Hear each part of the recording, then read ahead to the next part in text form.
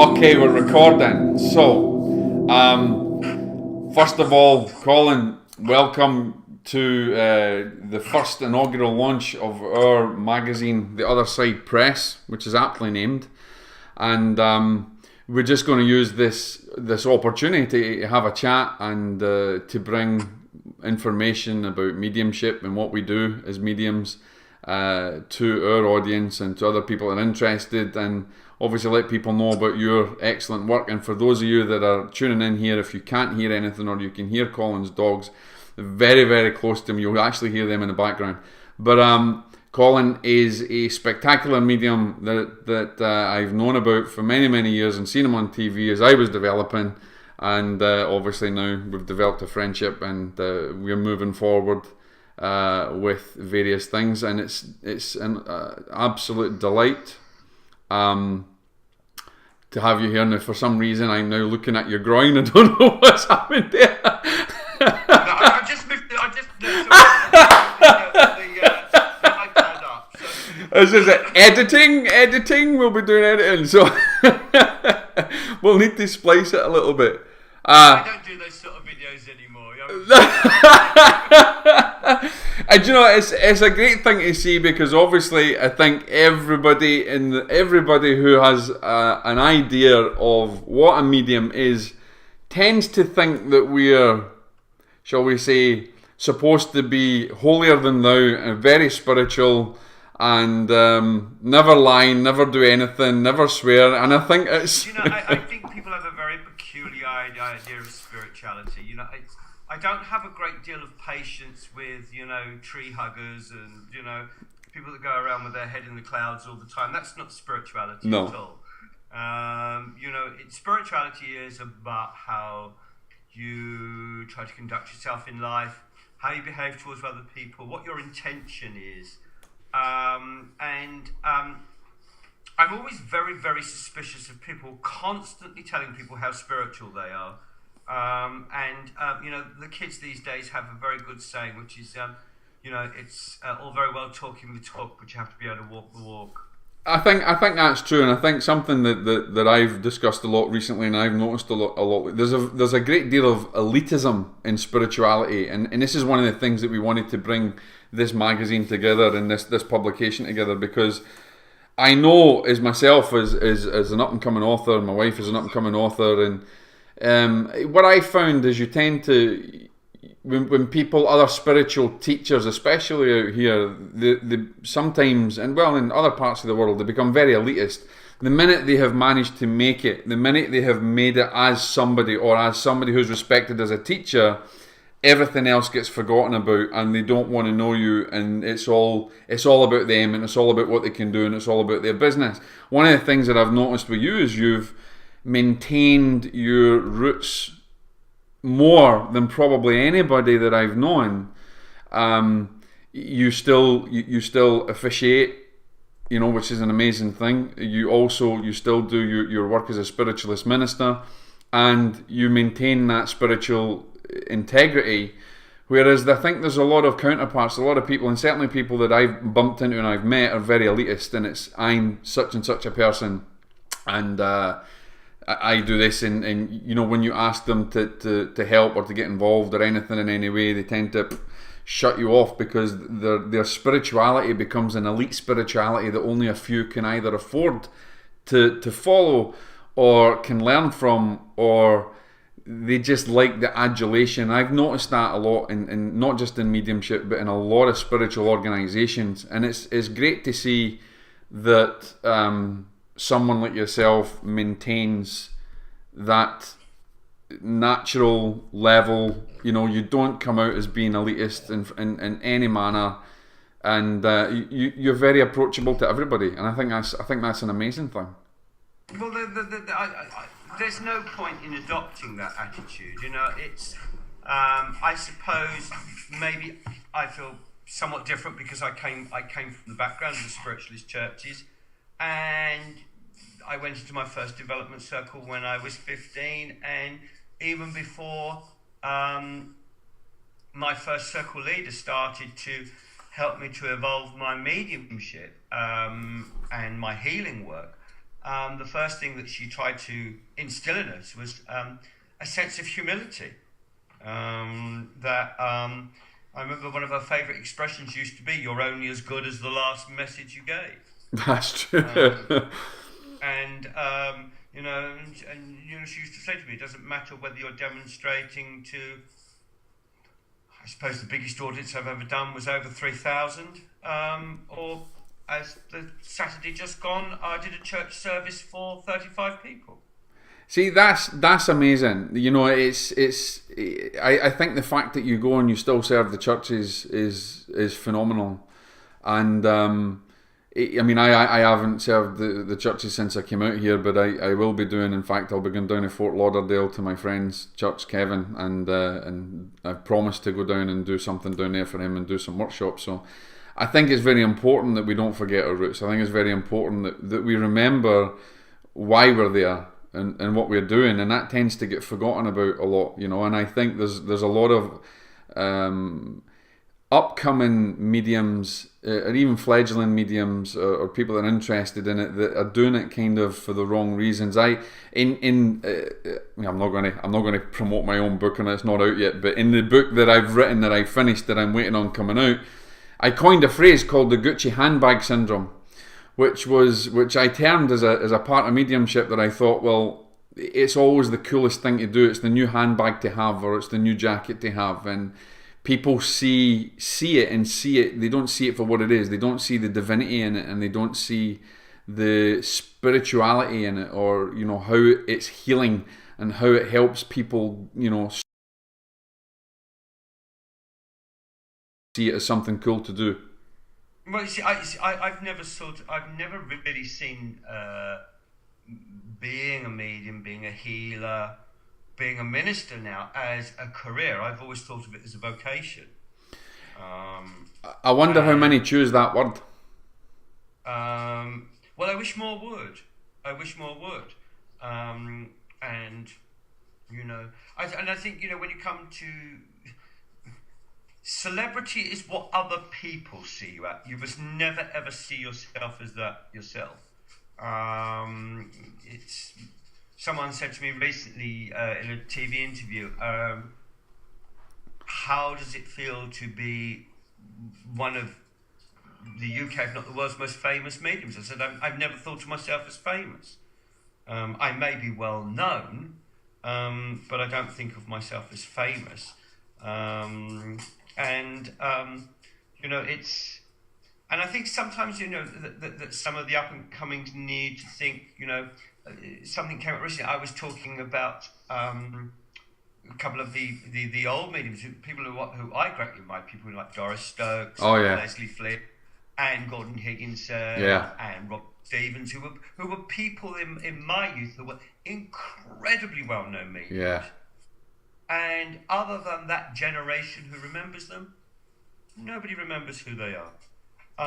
So, you know, fame is fickle, and it's the work that you do, considering it to be a vocation, considering it to be that you are, you know, I would go so far, of course, because, you know, of my religious background, in this, that you are in service to God. Yeah. Sometimes people say, you know, we're serving spirit. Well, actually, yes, we are. We're serving God first. We're serving the people second. We serve spirit third. Do you know, that's very eloquently put, because it's my wife and I have many discussions like that, and we tend to always say, you know, we're in service of God, and we basically connect with spirit, and that's the way that I look at it. We service God and we connect with spirit, and you have, you know, many discussions like that, because, you know, and people also, I think there's a great deal of mediums forget, I think, that they are mainly, as you know, one of the things that I said recently is I'm just a stepping stone that helps people to get over to the other side, if for a short space of time, to commune with their loved ones and then come back again. And I think it's something that we need to realise, that, you know, we are in service, you know, we're doing a godly duty, and it's not us, we happen to be that connection for a very short space. some people tend to say, if you abuse the gift, it can be taken away. I don't tend to agree with that, because obviously, as you and I both know, there are a lot of people that are working with the gift who have forgotten that it is a gift. Yeah. And it still functions for them, but I do feel that it ultimately turns on them. It's interesting. You use the word gift, Colin, and I think this causes a great deal of arguments in our circles that we move in, and obviously in other circles. Have you got something to say? One of my dogs has suddenly decided it's playtime. Hey, this is what it's all about. It's natural, and one moment. Yeah, no bother.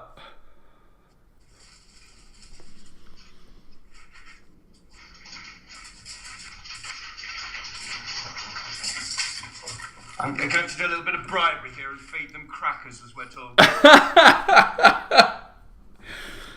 So, one of the things I think is interesting that you say is a gift. There's been a lot of arguments in skeptical circles and mediumship circles. People think because it's a gift, should we be giving it away freely?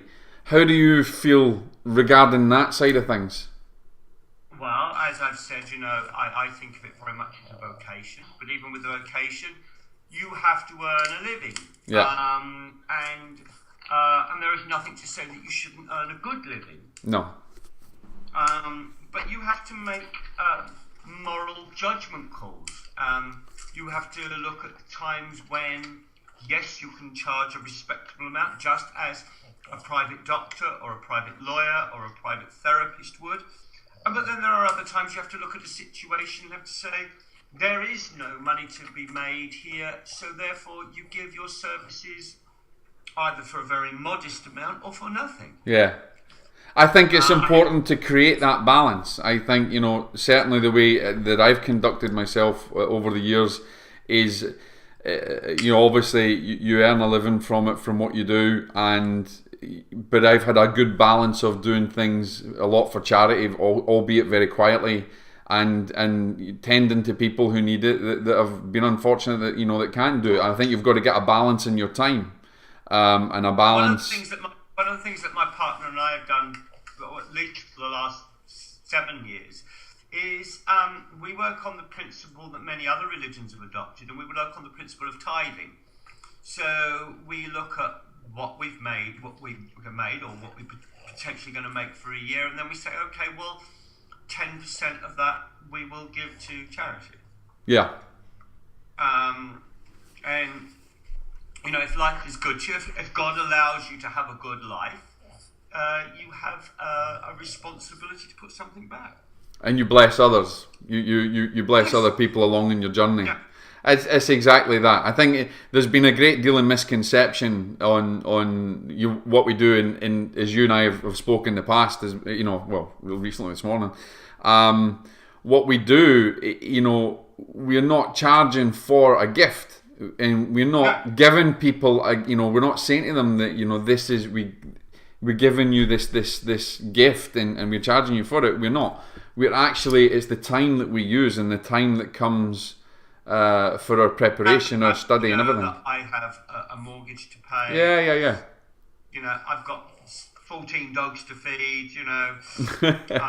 And I have a civil partner that wants a reasonable standard of life. And so you charge for the fact that you have to maintain yourself. I remember once, a very well-known spiritual healer said to me, "I agreed to work for God. I didn't agree to live in poverty." That's so true. That's so true. And people, I think, are imbalanced when they think that you just got to give your time. I mean, freely, if you or I or any other good medium out there gives their time and just says, come along. Yeah. You don't actually, you wonder why the debt collectors are standing on your doorstep because you haven't been able to do anything. So it allows you to do the job. Without being disrespectful to any of my American colleagues, when I look at, some of their tickets,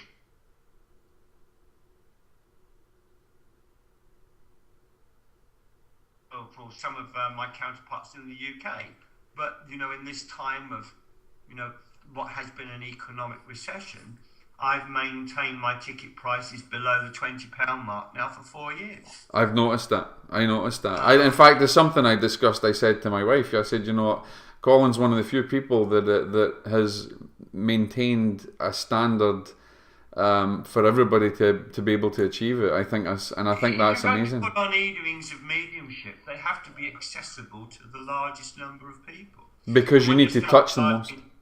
Exactly. And when you start charging 24, 25, 26, 27 pounds a ticket, and when some of my American counterparts come over here and they're charging 60, 70 pounds a ticket, how accessible is it? It's not accessible to the largest number of people, and it's not accessible probably to the people that need it the most. Let me be devil's advocate with that and say, what about the fact that they say that they will come back to you and say something like, well, we have to bear the expense of coming over there. And what would you say to that? Well, work it out for yourself. A 2,000-seater venue at £60 a head. It's a lot more money than a flight. That's covered hotel expenses and a first-class flight. And brought an entourage with it into the bargain. Well, exactly. That's the other one that always makes me laugh. Is the ones that travel with these huge entourages. When I'm on tour, there's me, my tour manager, and my driver. That's it. And my tour manager doubles up as cameraman and technician. Does he? And my driver doubles up, selling the books and running the microphone. That's more reasonable to see. You seem to have kept a good grasp on exactly who you are and where your roots are. You've been no stranger to skeptics in all your venues. So what I've read recently, and I think out of a lot of mediums that are out there in the public, I think you've had your fair share of skeptical attacks. Oh, but what can you do about that? If you don't want to be attacked, don't stick your head above the parapet. Because if you put your head above the parapet, people are going to throw stones at you. And you either accept that or, it crushes you. And, my attitude is well, the skeptics, say what you want. You don't know me. You don't know who I am. It's been quite interesting recently with the skeptics that have been picketing mine and other mediums in the UK, and also when I was in tour in Norway last week, that have been picketing my shows. My tour manager's been going out and saying, look guys, you don't have to stand out in the rain. Colin said, come in, we'll give you seats, you can watch the show. And without exception, not one of them had ever seen a medium work. So they're picketing something that they've actually never even seen. Have you had a chance afterwards to actually speak to the people that were in the audience? No, they very quickly disappear after. Oh, do they? No, see, that's... I would have to make sure the security at the back and say, oh, don't let any of them out until we actually interview them afterwards. When we were in Saffron Walden the other day, Kevin went out and said, look, I'm sorry guys, we would normally invite you in, but I'm afraid, we are sold out and there are no house seats, so, we can't invite you in tonight. But have you ever seen a medium work before? And there was 2 of them picketing on that night. And the lady of the 2, she said, no, she said, but I've watched him on television, and then quoted 2 television programmes that she allegedly had seen me on. Kevin, well, I think you've come to see the wrong person because he's never been in either of those programmes. They don't even get their information right. It's unbelievable. It's funny actually. I had an email the other day. I go about my work as quietly as I can and unobtrusively as I can, but I am known in the field that I am, like yourself. But I had an email the other day from someone who basically told me that I should turn to Jesus and I was going to burn in hell because of what I do, and that I should become a Christian and everything. And I just couldn't believe it. You get these things regularly. And I've yet to see anybody picketing any venues out here yet, but I'm sure that's going to come. I mean, it's starting to get that way. One of my funniest ones of that was in Ireland. I was in Ireland, and a little old lady came up to me, the book signing at the end of a show, and she said, Mr. Fry, can I ask you a question? And I said, yes, of course you can. He said, do you believe in God? And I said, yes, of course I believe in God. She said, but do you believe in the Protestant God or the Catholic? Do you know, I tell you what, your Irish accent's pretty damn good. Like, it just boils down to the fact that people don't really understand the mechanics of mediumship and what we do and what it's there for, including, and I go on to another subject, including mediums. There's many mediums that I don't think really understand the full mechanics. You know, the problem is, Jock, is, what offends me, having been, a working medium and healer and efficient and now minister for like 38 years, what offends me is that it is so easy for people to put this word medium in front of their name or healer in front of their name, with no development, no training. And, I've been advocating in the UK here for quite some time now, not always universally popular, that all healers and all mediums must be registered. I cannot see that there is any way forward now unless we start advocating this. And we are, and particularly here in Europe, where we have the European community that pass far more laws than the individual countries do. If we do not start self-regulating, they will start regulating us. They've done it with the complementary health, complementary medicine industry, for want of another word, and they will do it to us as well. And we will be right back to the pre-1950s. We will go right the way back to the Witchcraft and Vagrancy Act again, where basically we will be made illegal. Yeah, I can see that. I think this is why, we've spoke about the ASSMPI and what we're trying to do, and it's kind of going down that route. We're trying to self-regulate and maintain standards, but I think the hardest thing for us to try and achieve is what do we expect as good standards. One person's standards is another person's failure, and it's very, very simple. You can put it down to one very, very simple statement of what medium should be. Evidence of survival. Yeah, absolutely. It's as simple as that. If you cannot give evidence of personality, memory, knowledge of current events, and survival and continuation of the human soul, you are not a medium. Yeah, that's exactly, and I would say, and to be done with a degree of compassion, and healing and counselling as well. And we are counsellors. Skills that need to be learned.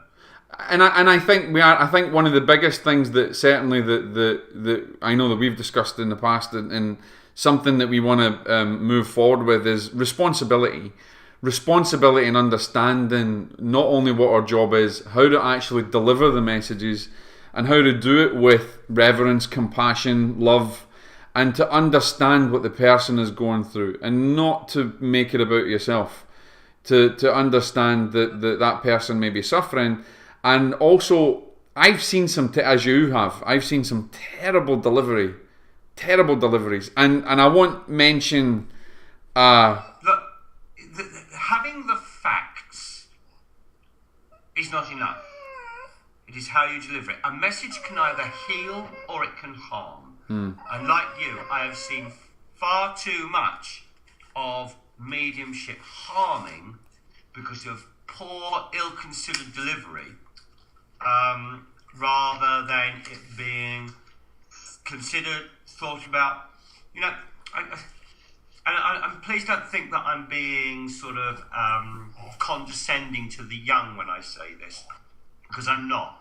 But when I was a young man, I was about 17, I said to my first circle leader, I said, Mrs. G, what makes a good medium? And she looked at me, she was in her 70s at the time, and she said, my darling, you need to have had some joy in your life, you need to have had some pain in your life, and you need some grey hair. Now, at 17, I thought it was the most patronising thing anyone had ever said to me. But I'm 52 now, I've had the joy, God knows I've had the pain. and I've got the grey hair, and I know what she means. You know, it's well, the one thing I often say to a lot of the young and upcoming, and sometimes just the naive, and says, go out and get some life experience. Yeah, it's missing. You know? You know, it's sometimes when I watch some mediums delivering messages, I'm thinking, yeah, technically you're absolutely spot on, but you've got no feeling there. Mm-hmm. There's no compassion there. There's no understanding. You know? I remember watching a young medium a couple of years ago giving a message to a woman from her son who had committed suicide. Mm. And technically, it was a very good message. But he came off platform and he was very down-faced. I said, what's the matter? And he said, I don't feel as though I delivered that message very well. And I said to him, have you ever known anyone that's committed suicide? He went, no. I said, have you ever known anyone who has had someone close to them commit suicide? He went, no. And I said, when you have, you'll know how to deliver that message. Yeah, I think that's very important, is to have an immense amount. You know, here's the thing. I mean, and I think this is why I've pushed for years in the UK here, that part of mediumship development should at least include the basics of counselling. Yeah, I think part of the work that we do is we have to counsel, and you can either go on these counselling courses and you know, which I sometimes don't think does anything for you, or you can do it through your years of experience. I think people who have, you know, and I think Silver Birch eloquently said it. There's an amount of people, there's an amount of suffering that you have to go through to become and to understand mediumship, or to be able to develop the spirit. As much as we don't like suffering, I think there is an aspect of mediumship that requires when someone decides. And I never decided to take up that cross. I never decided that I'm going to be a medium. I mean, I had a military career, I did other things, and you know, it happens that that's the direction that you are guided on, and then you think, why have I suffered? I've suffered for this reason.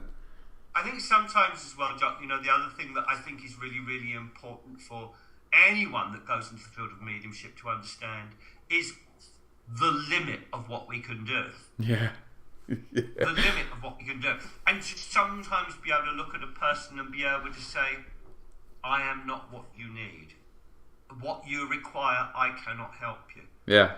You sometimes have to say, you need to see a bereavement counsellor before you even consider seeing someone like me. You need to see a doctor, a psychiatrist, a psychologist, you know, whatever.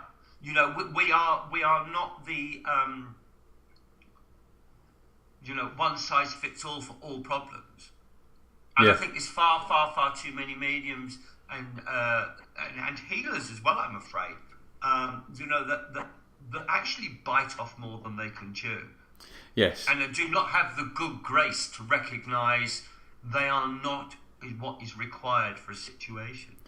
I think when you can turn around and say to someone, you know, I can't really help you, which you know, I've done in times, and said, you know, and as I said to you before, I don't always take people on for sittings and readings or demonstrations, because I don't think they need it. I think they need help in other directions. No, likewise. I mean, you know, there have been many, many times over the years, you know, when I've had people come for private sittings and they've sat down and said, you know, I'm sorry, I'm not what you need.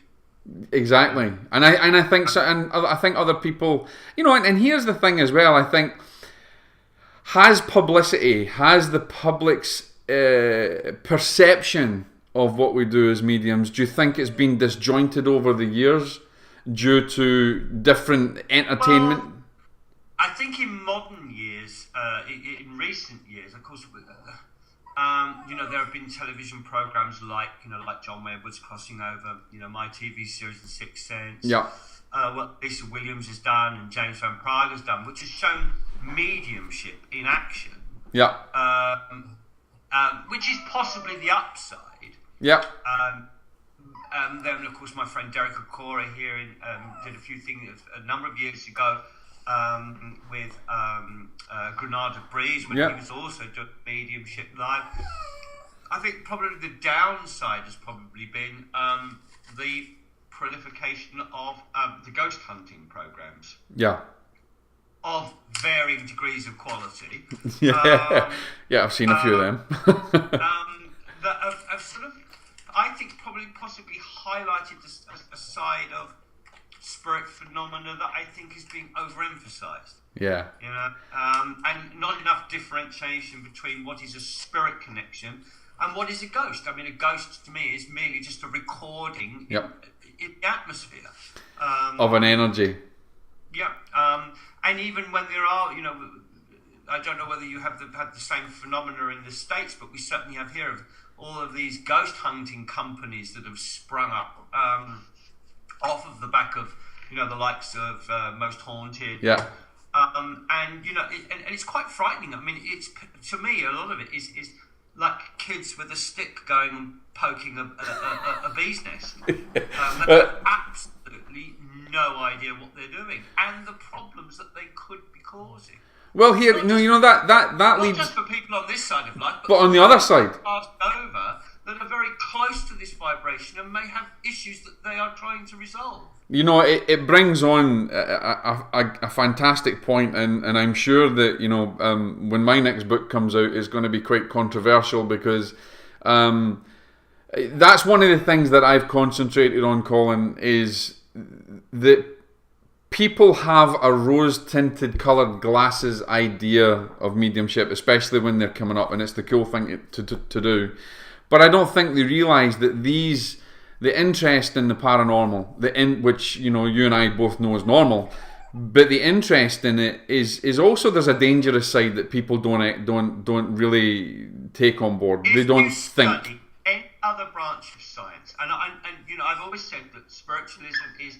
It's a science, it's a religion, it's a philosophy. But if you study any other branch of science, before you start experimenting, you need to know the basics. If you study chemistry, you need to know chemical formula. Yeah. You know, if you study physics, you need to know the basics of the laws of physics. If you're studying biology, you have to know the anatomy and physiology. You can go into the science of the paranormal, and you know, and people just going into it with no understanding, no experience, no learning, no reading, no study, and as I say, you know, if it's not like, if we use the analogy of like people with a stick poking a bee's nest, I mean, even worse, it's people doing experiments without any knowledge of consequences that they could cause an explosion. Yeah, absolutely. Absolutely.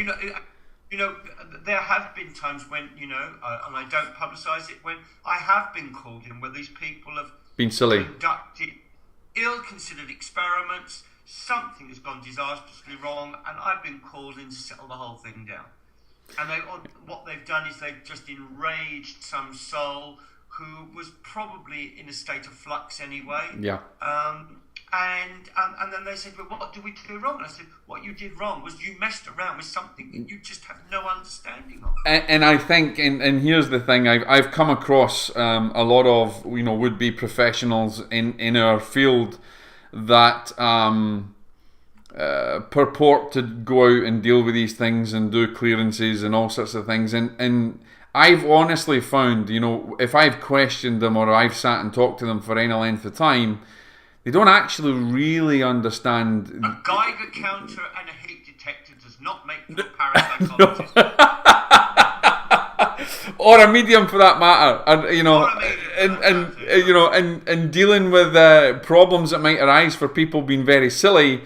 I don't think they're well equipped, and partially because, well, they're not able to understand discernment. They're not able to go through a process of discerning what is right, what is, you know. We have a basic level of that understanding, but when we start dealing with the spirit world, we start dealing with what we do. I think, you know, when we decide to take up our path as mediums, it is a massive responsibility, and it's also a dangerous life.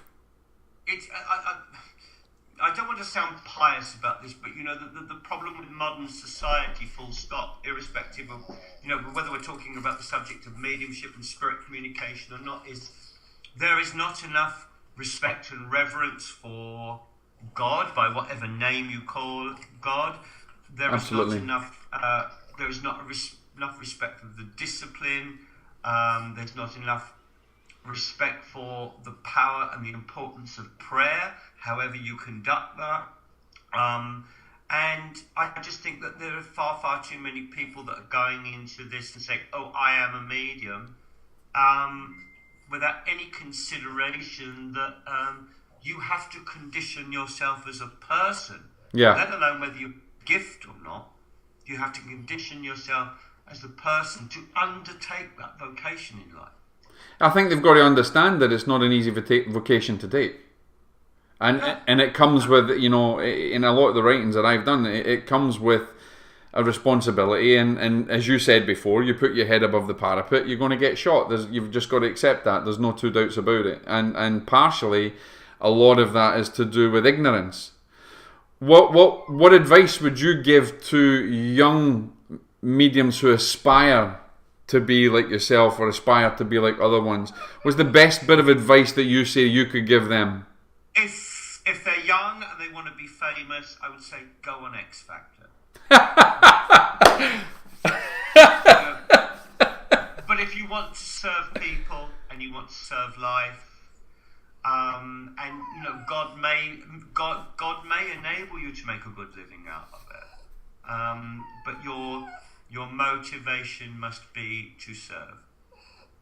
And I think, you know, we can finish this off by saying, you know, in the words of Silver Birch, the greatest gift that we could ever give mankind is the gift of service. It's a gift of service, you know. When you stand in front of a member of the public and you say to him, I cannot promise you anything. You know, I can't solve your financial problems for you. I can't tell you whether you're with the right person. You know, I can't tell you whether your future is going to be rosy. But if the conditions are right, I can sometimes draw the two worlds a little bit closer together. And you may be healed by that. That's awesome. I've heard you say that so many times on the show years ago. As we bring those two worlds a little bit closer together, that was your punchline. It's so true. It's so true. Yeah. The veil. I think the veil between our world and the next is very, very thin, and it always has been. And as we move forward, I think a lot of people are waking up to that fact. Yeah. And the other thing I would say to anyone that's coming into it is you know, when you're attacked, don't attack back. And I know that you have, and I think you just got it. The greatest weapon that you can have, Colin, is silence. Yeah, I've made that mistake. I've attacked back before, and I've learnt from it, and I've learnt over the years. Sometimes it's just best to say, you can say whatever you want about me, but the truth remains between me and God. That's amazing, and I think you demonstrated that recently. And as much as, you know, when we were talking, I was trying to get that interview that you had on morning television, and I just could not get it here. I just can't get it, and it just won't play. But I read all about it, and I believe that you very eloquently dismantled the Skeptical Inquirer, if you like. But with this current skeptical organisation, they're called the Good Listening Society. They're putting a leaflet out, and actually, a lot of the things that they're trying to warn the public about, I don't disagree with them. Yeah. You know, the things that they are cautioning people about are absolutely correct. The pub. But then I would have to say, in conclusion to this, Jock, you know, the public is sometimes their own worst enemy. Yeah. You know, I recently had a woman say to me, you know, I went along to a medium and they gave me absolutely nothing and it cost me £200. I said, and you paid for this? And they went, yes. I said, and after they'd given you nothing, you paid? And they went, yes. And I went, well, then I'm sorry to have to say, more fool you. Yeah. You know, if you're going along to a demonstration by a medium, you're going to be a part of the message. And if you are fortunate, you may be one of the ones that get an individual message. But a medium should put on an evening so that people understand that they are there to be part of a collective message. You know, evidence of the continuation of life. and they may be one of the individuals that are part of that, that get that individual message. And as I think I said to you earlier on, there was a very famous South African medium called Mona van der Walt. She was Scottish actually, but really, was she? We get everywhere. Mona MacDonald was born. Very, very famous medium in her time, and she was doing a show in Cape Town. And someone came up to her afterwards and said, "Mrs. van der Walt, you know that was great entertainment." And she went, "No, dear. It may be entertaining, but it's not entertainment." And as I said to you earlier, I actually, being an ordained minister, I am the Reverend Colin Fry, I actually refuse to put up this disclaimer now for entertainment purposes only. My rolling screen before the show actually says that, you know, I am an ordained minister. My evenings are an aspect of my ongoing spiritualist mission. That I do not claim to present proof. I offer evidence. Only the recipients of that evidence have the right to decide whether it is proof or not. Do you know, it's how eloquently can you finish that? That's excellent. It really is, and I think it's you're a credit to spiritualism and a credit to spirit and to God.